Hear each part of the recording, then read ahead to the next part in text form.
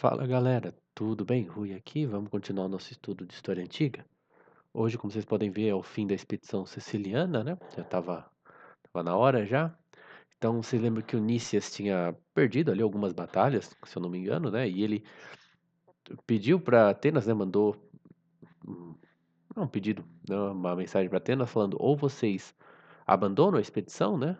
Ou manda mais gente, né? Mais tropas para nós, né? E os atenienses escolheram reforçar a expedição, né? Aumentar o tamanho do desastre, né? E jogar mais dinheiro no buraco. E então enviaram mais uma frota com um exército e dois novos generais, que são o Demóstenes e o Eurimedonte, que a gente vai ver mais tarde. Então os espartanos ficaram sabendo, né, desse reforço, e eles atacaram a Ática, tomando a cidade de Deceleia e fortificando essa cidade ali, né? Você toma a cidade, fortifica para, né, poder garantir que você vai conseguir ficar nela, né? Na Grécia, pelo que a gente tem visto, né, não tem muito assim de você tomar uma cidade, né?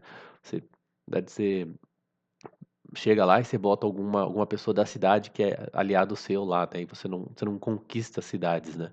E vai, né, como se fosse um império, assim, né? Atenas fez um pouco isso, né? É verdade. Mas ainda assim você.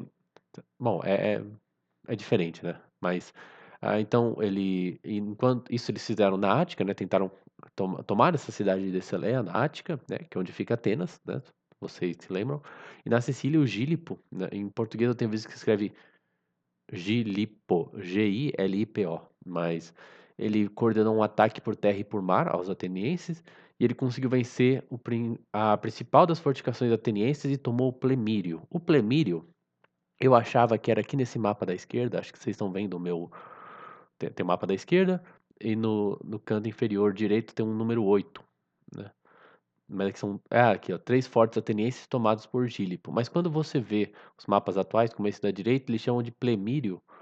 Tipo, mais essa. É o que não cabe nesse mapa, né? É mais ao sul. Esse número 8 aqui seria tipo essa região aqui perto dessa punta de La Mola, né? E eles chamam de Plemírio essa região aqui de baixo, né? Mas isso aqui era para você controlar essa entrada do porto de Siracusa, né? Então parece que de alguma forma ele tomou esse Plemírio, né? O Gílipo, que estava nas mãos dos atenienses, né? Então, daquele momento em diante, exceto quando conquistavam uma passagem pela força, não eram mais os atenienses, mas os siracusanos que controlavam a entrada de suprimentos de alimentos e materiais, os quais foram ainda mais restringidos por um esquadrão de navios siracusanos enviado à Itália para interceptá-los em sua origem, né? Infelizmente está passando um avião aqui, eu me desconcentro um pouco, né? Mas o que mais prejudicou os atenienses foi que, de ali em diante, sua frota teve de operar em águas tão restritas que se tornava impossível executar as manobras de recuo, envolvimento e rompimento, nas quais sua superioridade principalmente se baseava. Águas tão encerradas por terra que os siracusanos podiam usar barcos pequenos e métodos de ataque que teriam sido totalmente ineficazes em mar aberto. Então essas manobras, dei uma pesquisadinha assim, simples, mas o recuo era para você simular, né, uma fugida, né, e desorganizar a formação do inimigo. O envolvimento podia ser formar tipo uma letra U, né, e aí você atacava, imagina, você forma uma letra U com seus barcos, e os barcos do inimigo estão, tipo, no meio das partes do U, né, eles estão ali no espacinho, né, então você ataca ele dos dois lados, né, seria você, como o nome diz, é envolver, né. E o rompimento significava você romper pela linha dos inimigos, né? Que as trirremes dos atenienses eram ágeis, então você encontrava brechas na linha, passava por ela, assim, tipo, o cara vai estar te atacando, mas você passa ali no meio, e aí você ataca ele por trás, né? Mas aí para você ter uma noção, eu pensei, bom, eles estão nesse porto grande de Siracusa, né? E hoje em dia o comprimento é de 3 a 3,5 quilômetros, né, de norte a sul, e de leste a oeste é de 2 a 2,5 quilômetros. Então, assim, não sei se eles precisavam de. Realmente era. Eles precisavam de muito espaço, né? Então. Achei um pouco estranho, né? Acho que. Bom, é que eu não faço a menor ideia de como que são as dimensões para uma batalha naval, né? Mas, teoricamente, esse espaço não era suficiente, né? Porque tudo bem que os siracusanos apertavam eles também, né? Mas realmente é bastante espaço, mas pelo visto não era suficiente para fazer essas manobras, né?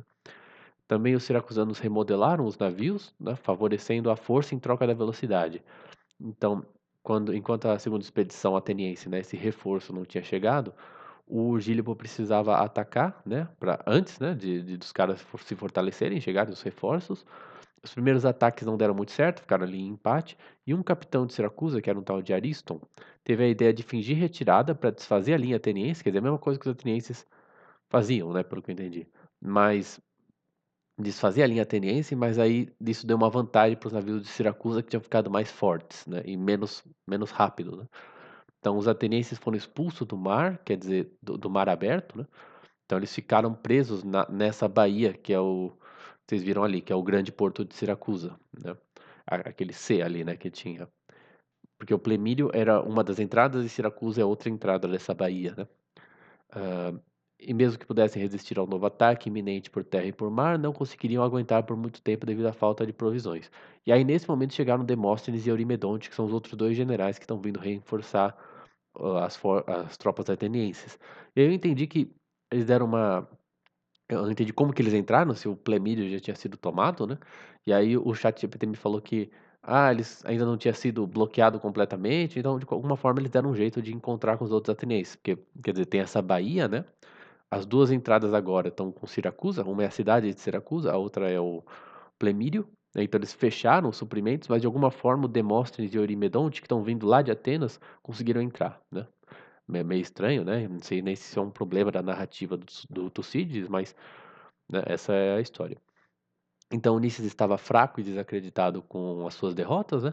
E Eurimedon, seria Eurimedonte em português, né? Tinha uma personalidade sem cor, que é o que diz o autor, né? Então a liderança caiu nas mãos de Demóstenes. Esse é um nome comum, né? Porque eu acho que também tem um orador chamado Demóstenes, mas eu acho que ele é bem posterior, tá? Então é uma coincidência os nomes, né? Então, após falharem em tomar a muralha de Gílipo, Demóstenes propôs um novo ataque noturno para tomar a fortaleza do Euríalo. Eu não lembro se é Eurilo, Eurialo, mas eles começaram bem, mas durante esse combate noturno houve confusão entre as linhas que favoreceu a defesa.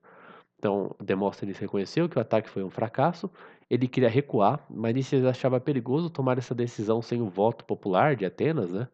E afirmava com grande convencimento que Siracusa estava sem recursos. É estranho, porque eles tinham acabado de tomar o Plemídio, né?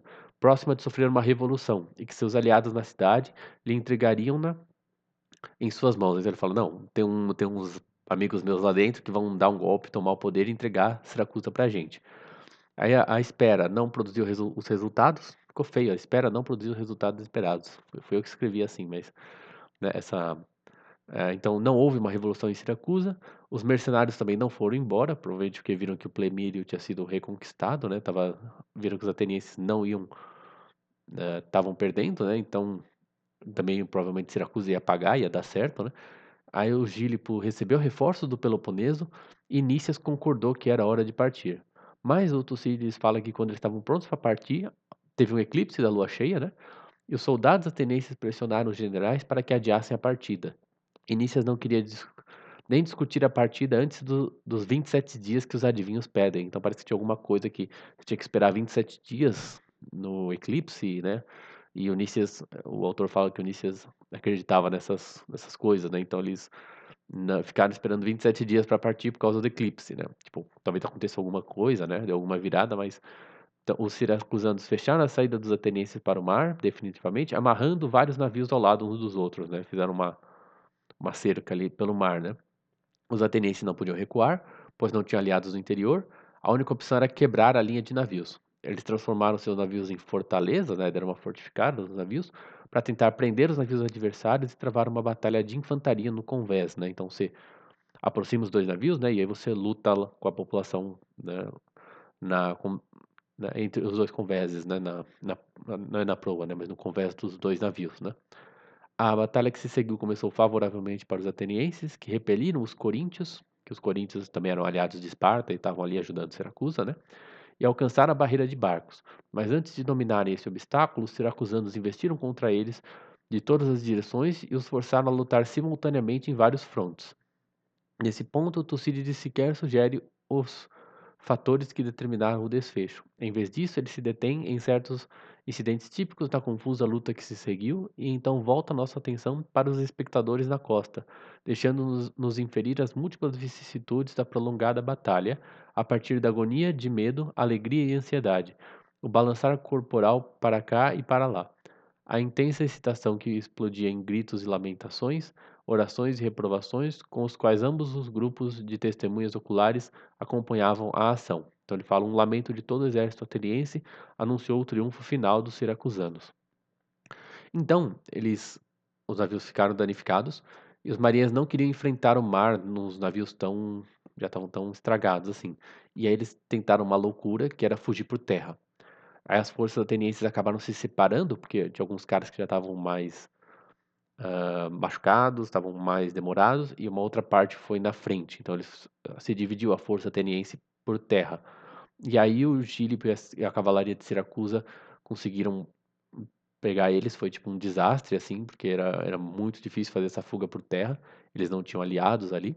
E aí Nícias acabou se rendendo para Gílipo. Eu acho que Nícias depois foi executado. Deixa eu ver o finalzinho aqui.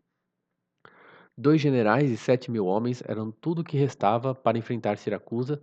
Dos 45, restavam, não é que restavam para já, assim, é o que restavam, quer dizer, não para enfrentar, desculpa, para entrar em Siracusa, é verdade. Que eles foram capturados, né, e foram levados para Siracusa. Então, só tinha 7.000 dos 45, 50.000 soldados e marinheiros que Atenas havia enviado contra a cidade. Então, quer dizer, sobrou o quê? 14, se for 50.000, né? Tinha 7.000, 7 de 50, eu entendo que é 14%, fazendo uma conta aqui rápida, né? Os demais haviam sido poupados dessa ignomínia pela morte, deserção ou escravidão. Generosidade para com os prisioneiros não era de se esperar da parte dos vencedores, pois eles próprios não a teriam recebido se tivessem sido derrotados. Contudo, não podemos deixar de lamentar que eles não tenham estado à altura da ocasião para demonstrar clemência, assim como estiveram à altura das sucessivas necessidades da guerra, remodelando seu governo e suas trirremes, despejando seu tesouro e seu sangue, persistindo tanto na diplomacia quanto no combate, mostrando não menos que seus adversários o quão grandes, variados e flexíveis eram os recursos de um povo livre, mas no fim de tudo estavam exaustos e vingativos. Embora Hermócrates e Gílipo se tivessem vontade de salvar Demóstenes e Nícias, um por magnanimidade, o outro para enaltecer seu próprio triunfo, os siracusanos não tiveram remorso em executá-los e em confinar a sua perplexa massa de cativos nas pedreiras nas minas de pedra, né? Traduziu como pedreiras de pedra. Prisões seguras, prontas, porém frias à noite, quentes de dia e por isso insalubres, onde os mantiveram amontoados, morrendo de feridas, doenças e de desnutrição, sem oportunidade de remover sua própria sujeira ou seus mortos, até dezembro, quando selecionaram todos, exceto seus inimigos mais odiados, os atenienses e gregos ciceliotas e italianos, e os venderam. Os demais definharam sob esse regime atrofiado por mais de 6 meses. Eu estava lembrando da história de um papa que foi preso e mandado também para alguma mina na Sicília. É interessante, eu lembro de ter ouvido alguma coisa assim. Eu sei que ele morreu numa mina, né? E não sei se era na Sicília também, só que lógico, é bem depois, né? Deve ser mais de uns 500 anos depois. Então, este de Tucídides, acho que a gente vai terminar agora. Este provou ser o evento mais importante de toda a guerra e, de fato, ao meu ver, de toda a história da Grécia, inigualável tanto pela glória que trouxe aos vencedores, quanto pela catástrofe que acarretou para os derrotados. Pois não houve área em que os vencidos não fossem completamente derrotados, nenhuma uma miséria da qual foram poupados. A destruição deles foi total no sentido mais pleno da palavra. Navios, exército, tudo foi perdido. Dos muitos que partiram, poucos retornaram para casa. Embora essa misericórdia tenha sido concedida aos dispersos e desertores que de tempos em tempos chegavam a Catana, e segundo Plutarco, a alguns atenienses que ganharam sua própria liberdade, tá bom, mas quer dizer, houve alguns poucos, mas foi uma grande derrota, né? Então, é isso, galera, acabamos a expedição siciliana. A gente vai ver. O próximo capítulo é um movimento oligárquico de Atenas, então parece que houve um golpe ali em Atenas, né? Atenas vai ter uma série de dificuldades, tem uma tentativa de um golpe ou de um movimento oligárquico para acabar com a democracia. Então é isso, galera. Muito obrigado. Lembre-se que tem a playlist inteira, né, de história grega, a gente tem uma playlist de lógica também. Mas lembre-se também de curtir, comentar, compartilhar, se inscrever. E se puder ajudar a gente no Tipa.aí, tem um link na descrição. Valeu, até a próxima. Muito obrigado.